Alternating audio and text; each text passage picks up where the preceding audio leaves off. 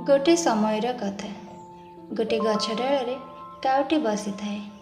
बहुत उदास और मन दुखरे कांदुथाए। से गछ तले जड़े वृद्ध लोक बसीथिले। काउटी कांदिबार देखि से पचारिले, तू कांदुचु कौन पाई?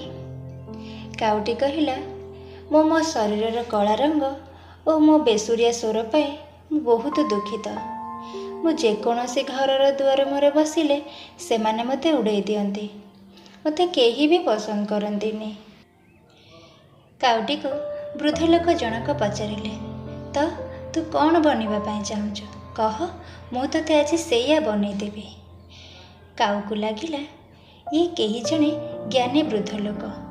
आज मु तांको जहा कहिबी सी मते सेया बनईदेवे।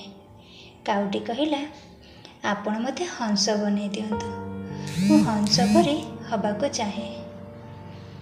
से केते सफा और केते चिक्कण देखा जाए।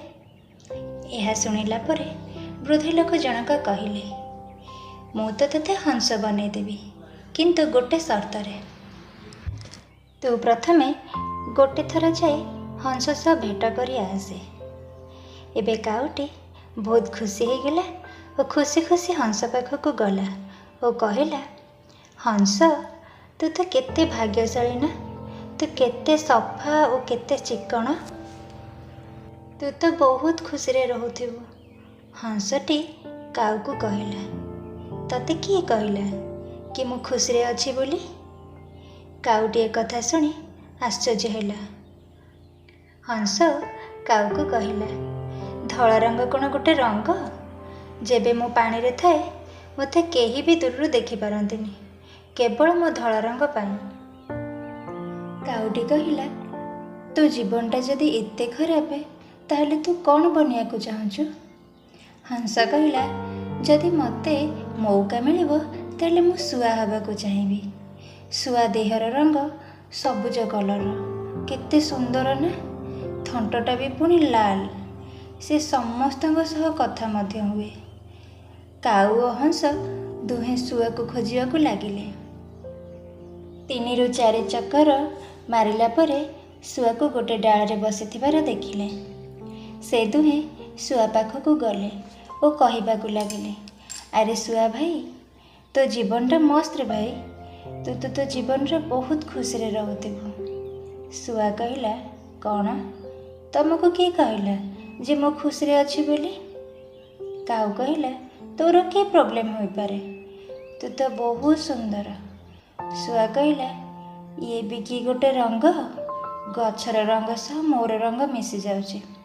तमे तो 3 चक्कर मारिला मते खोजिबा पाई, मु तो एठी बसिची, फिर भी मते देखि पारिलनी। एबे काहू कहिला, फिर तू कहा परी हबा को चाहूचु? सुआ कहिला, मु मयूर परी बनिया को चाहूची। से केते रंग बेरंगी ता शरीर, रंग बहुत सुंदर। 3 जण जाक बाहरी पड़िले मयूर पाखक। मयूर को देखि पचारिले, मयूर भाई, केते बढ़िया जीवन रे तोर। तू तो जीवन रे बहुत खुशी और आनंद रे रहूथिबु। तू जेबे वर्षा रे नाचु तते देखिबाको दूर दूर लोक आसंती। तो जीवनटा मस्त।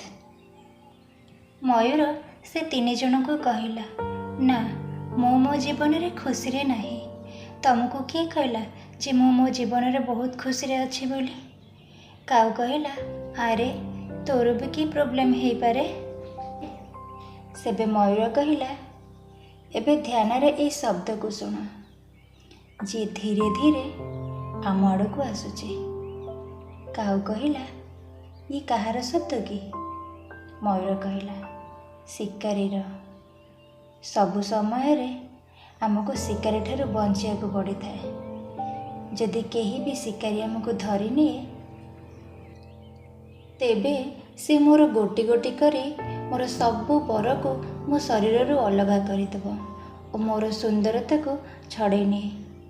काउटी कहिला, तेबे तू कहा परी बनिया को चाहूचु? मयूरटी काऊ आड़ को देखि कहला, मु तो परी बनिया को चाहे।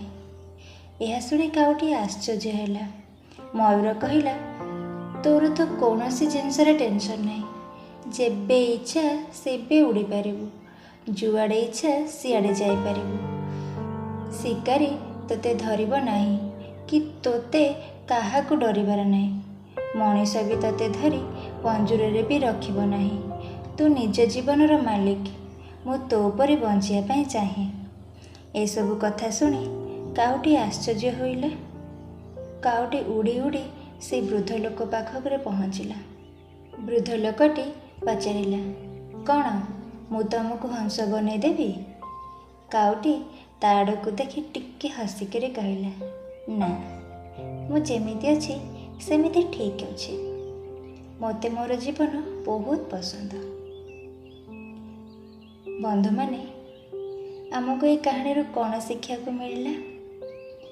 କେବେ ବି ନିଜକୁ ଅନ୍ୟ କାହା ସହ ତୁଳନା କରିବା ଉଚିତ ନୁହେଁ। କାହିଁକି ନା ଏହି ପୁରା ସଂସାରରେ ନିଜର ଭୂମିକା ନିଜଠାରୁ ଆଉ କେହି ବି କରିପାରିବେନି। ସୂର୍ଯ୍ୟ ଓ ଚନ୍ଦ୍ରଙ୍କ ମଧ୍ୟରେ କେବେ ତୁଳନା କରାଯାଇପାରେ ନା, କାହିଁକି ନା ଦୁହେଁ ନିଜ ନିଜ ସମୟରେ ଚମକନ୍ତି। ଯେବେ ଆପଣ ନିଜକୁ ଅନ୍ୟ କାହା ସହ ତୁଳନା କରନ୍ତି, ମନେ ରଖନ୍ତୁ ଆପଣ ନିଜକୁ ହିଁ ଇନସଲ୍ଟ କରନ୍ତି।